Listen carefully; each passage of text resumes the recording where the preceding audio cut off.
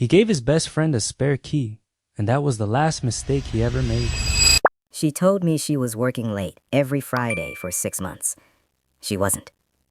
And the worst part is, I was the one who introduced them. My name is Marcus, and I gave my best friend the keys to my apartment. Big mistake. Zoe and I had been together for 4 years. We lived together, shared a car, had a joint savings account for a house deposit. I trusted her completely.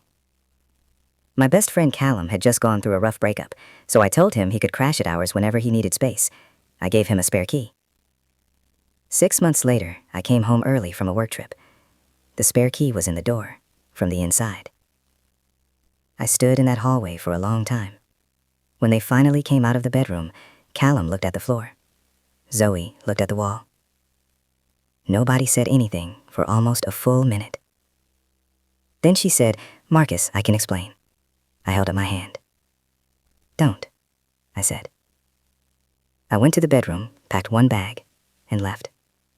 I stayed at a hotel for 3 days, just thinking. Then I got to work. I called the estate agent and removed Zoe's name from the house deposit application. The money was mine. I had been putting it in for 2 years before she even moved in. I called the landlord and had her name removed from the lease.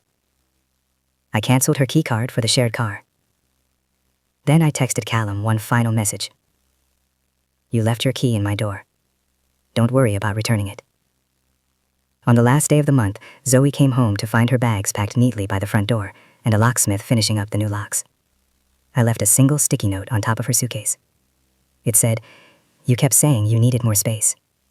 Now you have it." Last I heard, they lasted another 3 weeks before breaking up.